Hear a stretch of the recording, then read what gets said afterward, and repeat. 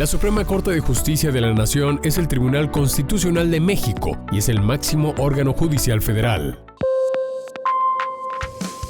Continuamos aquí en este segundo bloque de entrevistas con nuestro invitado especial, licenciado. A mí me gustaría hacerle una pregunta pivote para mí como médico, que estamos en el día a día atendiendo pacientes. ¿Cómo influyen las decisiones de la Suprema Corte en la criminalización de actos médicos? Pues muy buena pregunta, Anaí. Bueno, quiero platicarles que es un tema muy sensible la criminalización del acto médico, principalmente para los profesionales de la salud. Y esto dio origen con un movimiento que recordarán, un caso aquí en la ciudad de Guadalajara, donde derivada de la atención de un niño, de un adolescente, se integró entonces una averiguación previa y libraron orden de aprehensión contra 16 médicos en Guadalajara. Y el tema era de que el dictamen pericial decía la atención médica de tal día a tal día fue inadecuada, y en ese tiempo eran 16 médicos los que habían atendido a este paciente, así de irregular. Y entonces surgió un movimiento muy importante en México, que fue el movimiento Yo Soy Médico 17, que generó un movimiento como nunca desde 1970 no había un movimiento tan importante, y había una inconformidad de los médicos, precisamente, Anaí, porque el médico nunca busca generar un daño a un paciente. A ver, si su trabajo, la naturaleza de la medicina es conservar la salud, preservarla, cuidar la vida, ¿cómo entonces podríamos tener una actitud de generar un daño a quien tengo que cuidar? Es un contrasentido.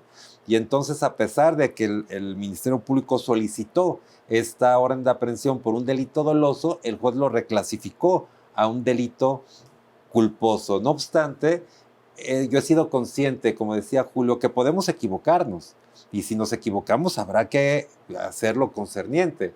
Pero nunca, Anaí, un médico merece estar privado de la libertad derivado de una atención médica, menos porque se considere dolosa. Y tuvimos otro caso que recordarán, el caso de Oaxaca, un caso de un médico que lo acusaban también por una atención a un niño, y en donde, de la fractura de un niño, y en donde lo detienen, físicamente lo detienen, lo llevan a un tema...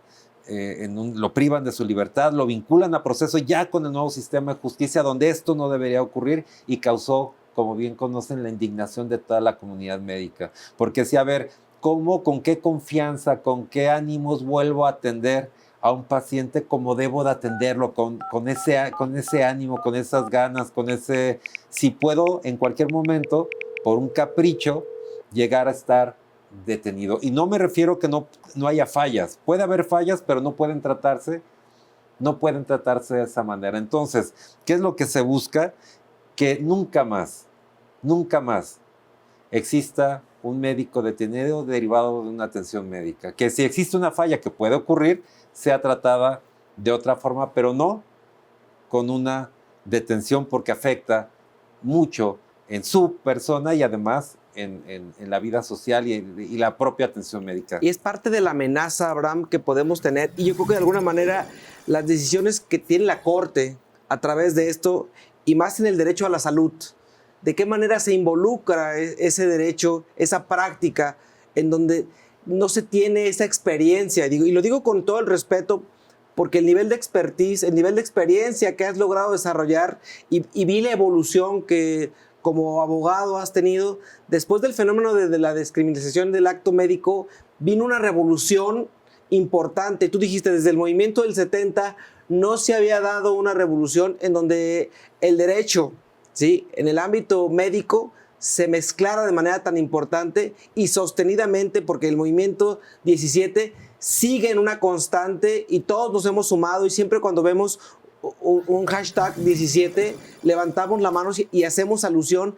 Pero ¿cómo hace la Corte para tener gente con ese grado de expertise en el ámbito de la salud, en donde podamos saber que estamos con alguien que tiene el conocimiento? Digo, son muchos años los que tú has tenido ya de involucrarte en esto. ¿De qué manera se puede involucrar la Corte en esta práctica y el derecho a la salud para que sea tanto la parte que ofrecemos una atención como la parte que recibe una atención? Excelente pregunta, Julio. Yo quiero platicarles que la característica de un buen juez, como los que, como un ministro de la Suprema Corte de la Justicia de la Nación, tiene que ser la imparcialidad. Y es muy difícil lograr la imparcialidad, porque si bien es cierto, existen grupos vulnerables, la vulnerabilidad implica poner en la misma posición a las partes, pero no darle la razón per se. Les voy a platicar un caso que me tocó. Un día tuve la oportunidad de patrocinar a un médico en donde se estaba dilucidando la atención de un niño. Y entonces llegamos a una conciliación y la conciliadora, que tendría que ser imparcial, me dice, antes yo llego temprano a mi audiencia y me dice, imagínese, licenciado, si ese niño fuera mi hijo. En ese momento me paré de la audiencia.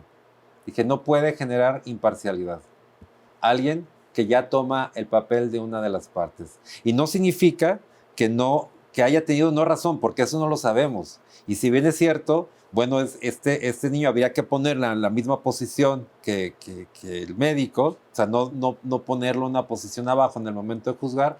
Eso no nos garantiza que el médico hubiera causado un daño o no, o que fuera responsable o no. Pero entonces, cuando uno no es imparcial, toma inmediatamente partido por alguien que sentimos vulnerable, y entonces la imparcialidad en el alto tribunal constitucional es fundamental. Y por eso, hoy en día, pues como sabes, Julio, Anaí, pues estoy participando en el proceso para ser ministro de la Suprema Corte de Justicia de la Nación. Pero fíjate, acabas de tocar un punto importante, y algo de lo que algunos hemos escuchado es que las personas y los individuos que se propongan tengan el nivel de conocimiento, experiencia, práctica, porque una constante de alguien que defiende el derecho de ambas partes, obviamente, donde tú has asesorado un sinfín de médicos, lo he dicho antes, lo digo detrás de cámara y de frente al cuadro, diciendo que reconocemos que el nivel de experiencia, pero cuando tú logras entender que las partes tenemos una coparticipación y una responsabilidad clara, sabes que obviamente en el reconocimiento de desempeño, y obviamente donde el profesional de la salud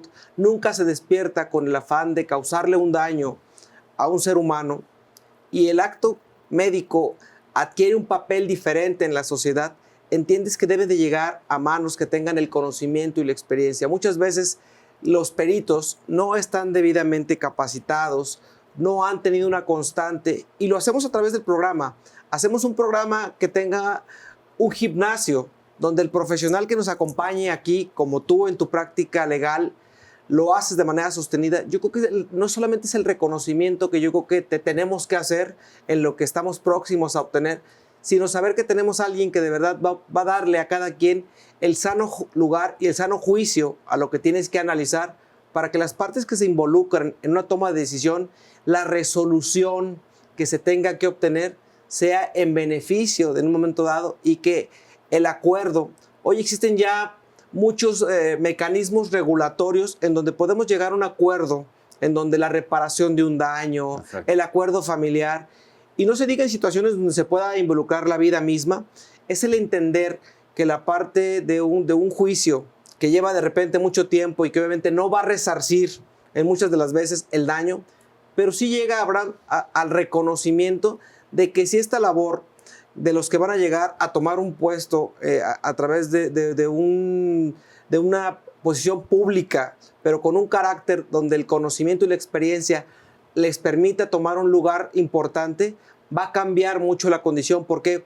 Porque las resoluciones van a ser a favor de las partes afectadas, y los acuerdos que se lleguen, ya sean por las instancias, sea reparación de daños materiales, obviamente no vamos a resarcir una vida misma, pero sí creo que va a cambiar mucho el pronóstico de lo que se espera en un momento dado para las leyes en nuestro país. Estoy de acuerdo, uno de los métodos alternos de solución de controversias ha sido un gran avance, y yo me uno cada vez que puedo a estos mecanismos para solucionar controversias. Sin embargo, sí, lo comentabas bien, Julio, uno de los grandes retos que tenemos en el campo de la medicina es el que, a fin de ser debidamente juzgado, tengo que ser el dictamen emitido por médicos tiene que ser de personas que se dediquen a la misma actividad. Hoy en día, lamentablemente, hay un criterio de un tribunal colegiado que contempla que no es indispensable que el dictamen que pueda determinar la responsabilidad o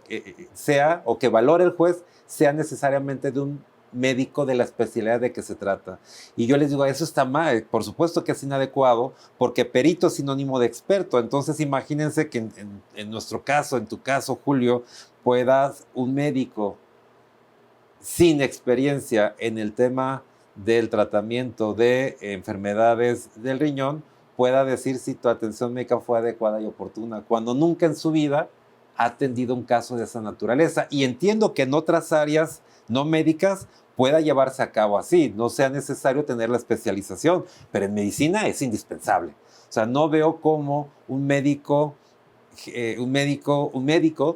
general, digámoslo, pueda emitir un dictamen sobre la atención cardiológica o neurológica de un paciente, algo que requiere un conocimiento, como saben, especializado. Entonces, eso, a pesar de que la ley lo contempla, pues ese tipo de criterios no ayudan. De ahí la necesidad de importancia que quienes